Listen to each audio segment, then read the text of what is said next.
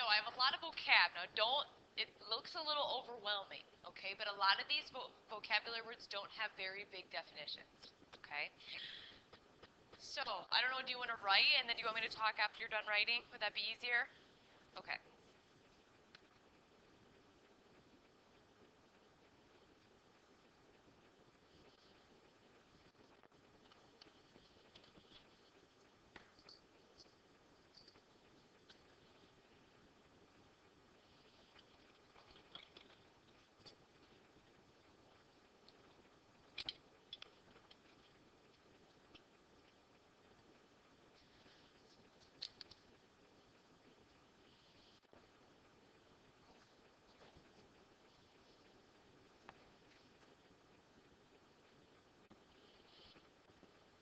When you're done, if you want to draw a block or a cube, and then we can use that to show some different things like your vertices and your edges and bases and different things like that.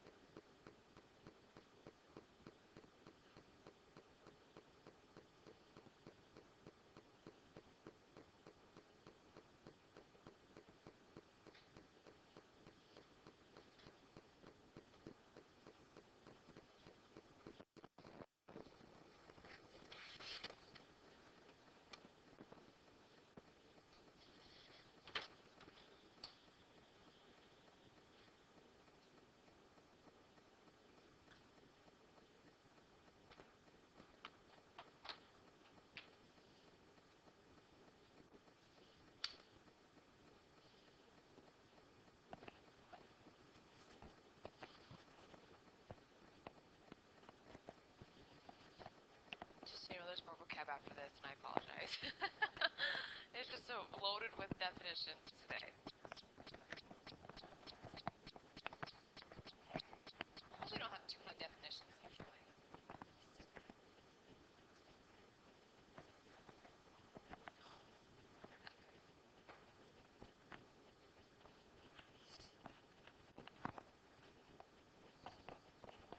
Do you guys play with the blocks a little bit with Mrs. Schroeder? Draw a little bit, play around. It gets easier the more you do it. Anybody drawing hard stuff? Like blocks in front, that's hard, and blocks in back, that's tricky.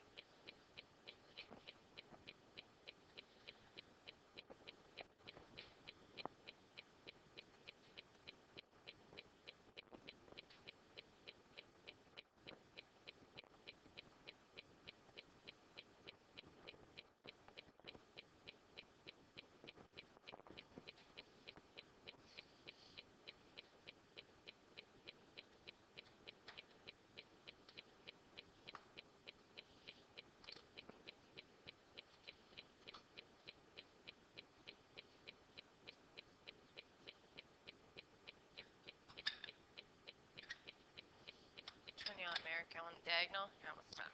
Okay.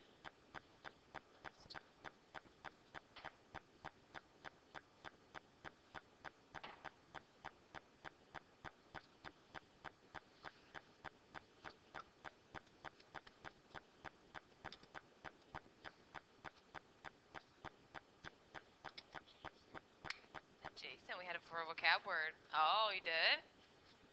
Adjacent. We had it here too, didn't we? Adjacent angles. Remember? Adjacent angles. What were they again? Oh, right beside each other. Vertical angles are across. Okay, so I'm going to get started here. A polyhedron. A polyhedron is any three-dimensional object. Okay? You've been dealing with a lot of 3D stuff lately. Remember we talked about pyramids, and we talked about prisms, different things like that. And we're going to talk about that a little more in depth here in a little bit. But we're going to talk about the different things on a polyhedron. Okay? So vertice. A vertice is any corner. So if I look at this, okay, this is a polyhedron. Any of these corners are vertices. So on here, how many vertices are there? 5, 6, 7, 8. There's 8 vertices on here. Okay, because you got all these, the 4 on top and the 4 on bottom. My next vocab is faces. So faces are the like what you see. So like that part, that's a face. Okay, this yellow part right here, that's a face.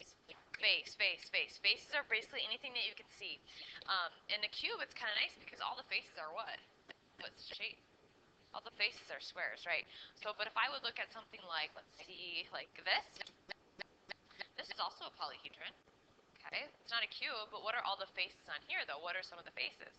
Square and rectangle, right? So you can have different types of faces. They're not always going to be the same. Okay, this one still has 8 vertices, though, which is kind of nice. Let's see, edges. Edges are where your faces join together. So this right here would be an edge. This would be an edge. This is an edge. So there's a lot of edges on this thing. So here's 1, 2, 3, 4, and then all these 5, 6, 7, 8, and on the bottom 9, 10, 11, 12. So there's 12 edges on this thing. Does that make sense? So vertices are the points. Faces are like what you can see, and then edges are where your faces meet together. Okay. And then the last one, diagonal. This is probably the most confusing one out of all. A diagonal is if you have an imaginary line, okay, and it would maybe connect from this edge, this one right here, all the way down to this edge down here. Kind of like what my red thing is showing up there, if that makes sense to you. And the thing about a diagonal is, remember, it says on there it can't have an adjacent side, I believe, whose endpoints or vertices are not adjacent on the same face. So, like, I can't have a diagonal from here to here, from here to here. It's not a diagonal. A diagonal is actually going to basically cut the polyhedron in half. Okay, so I could have a diagonal from this corner right here to this corner down here. I could have one from this corner here to this corner up here, but I can't have one from like here to here. Does that make sense? Because it's not cutting that whole thing in half. Okay, does that make sense with diagonals, you guys? So really, diagonals, there really can only be like 2 in here. Not very many. Okay. I'm gonna look the other way. And that's why too, I have this up here. So maybe if you drew one of these on your notebook, maybe you could, okay, so edge, you maybe right here. I have the purple as the front, but you can use whatever you want, whatever you can see. And then my face is the purple part. Purple equals the face. And then a vertice, if you just make an arrow, vertice, just be like the point. So if you have one drawn on there, you can use it, and then diagonal. It's up to you. If you want to put one on there, you don't have to. It's up to you. I like visual stuff. I get to see it then. I'd rather see a visual than read my definitions. I don't know about you guys. So, all right, any questions so far? So you can remember what a vertice is? Point, a face, what you can see, and edges are where everything joins together. All right, can I go to the next one? Ready for some more definitions? Don't act so excited. Okay, I know, I'm sorry. So base, prism, and pyramid. Here are the next things. Base, prism, and pyramid.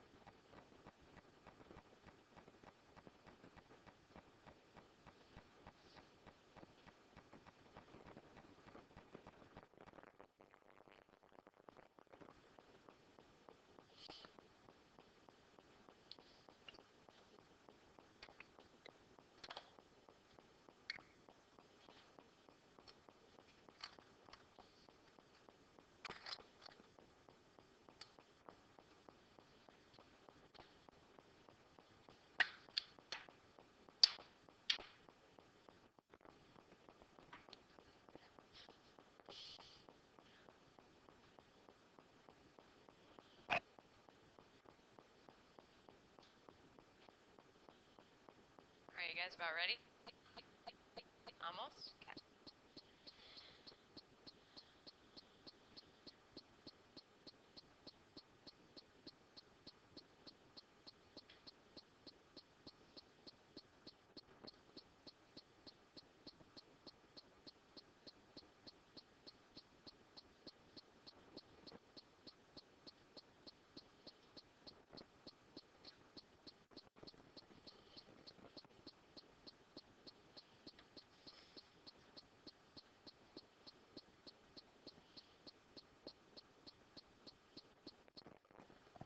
Don't worry about drawing them this time. You don't have to draw them. We'll draw them later if you need to. If you want to, you can.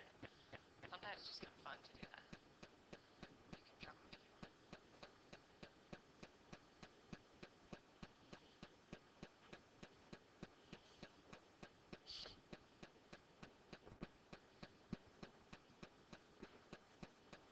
Alright, ready? Okay, so base. Base can be kind of confusing once in a while. Even though it says congruent faces, what does congruent mean again? Do you remember? Same. Okay, so congruent basis. So there's actually, let's see, on here, and usually the bases are usually across from each other. Okay, so on here, my base would probably be a what? Probably an angle, because they're opposite of each other. Okay, see how these really base? I mean, they could be, but they can't be bases. You know, I can sit on it. Doesn't mean it's, you know, always a base, because something on the side of it, or at a point or an edge on top. So there's really no true opposite base of this. That's why the triangle would be the base for that. Okay. Now it's a little different with this shape, because what do you notice about this shape? It has multiple bases, because what's opposite of this?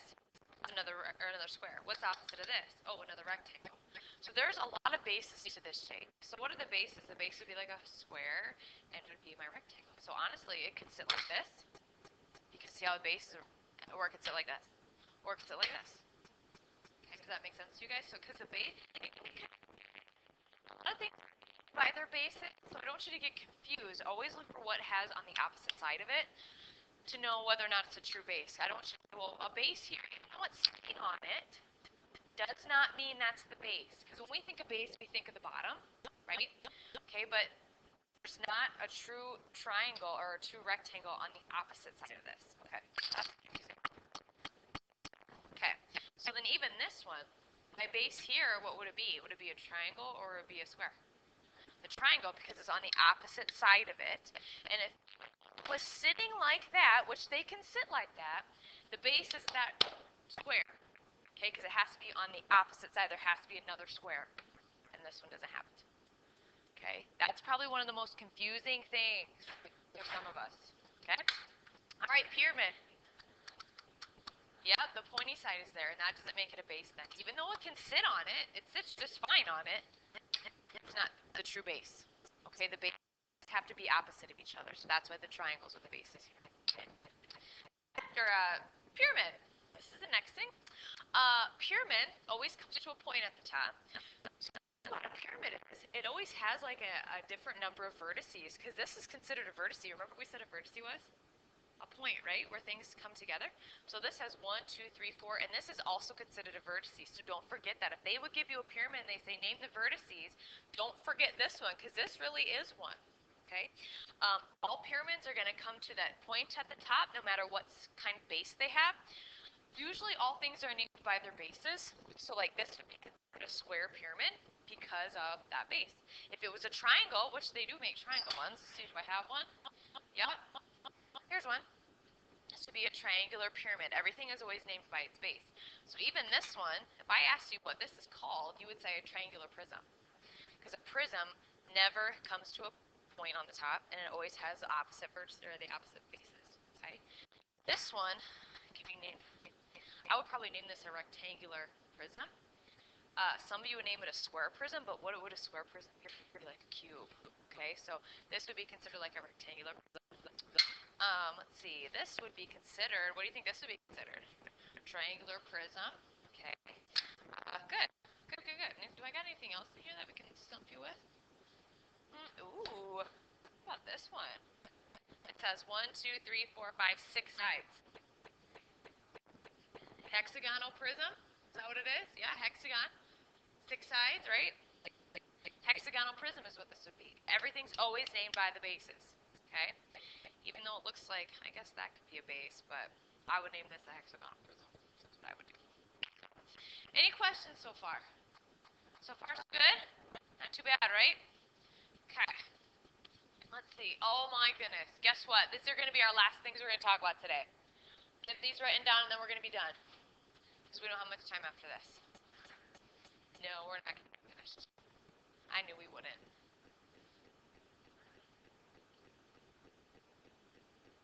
You're right. No.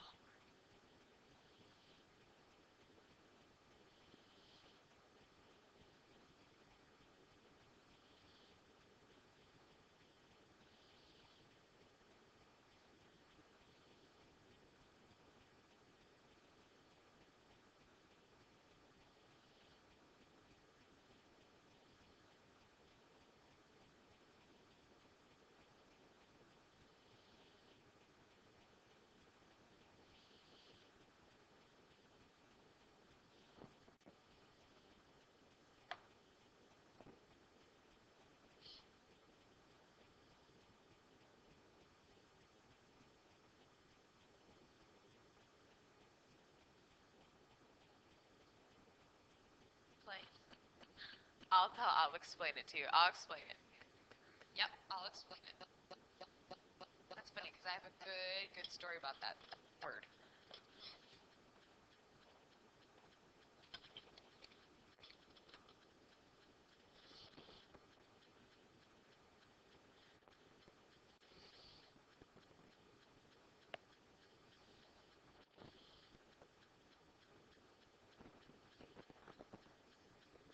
Skew. Skew, like stew, only with a K instead of a T. Skew.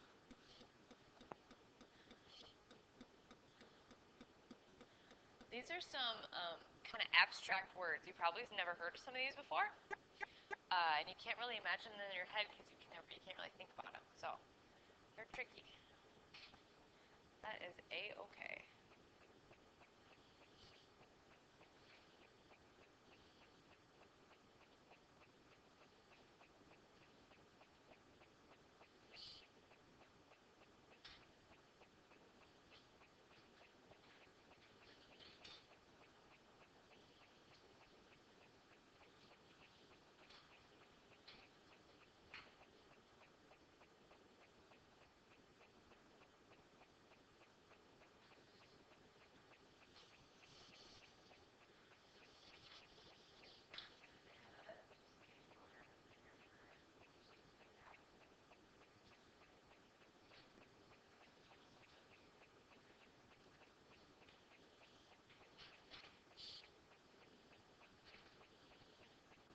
I'm actually going to stop my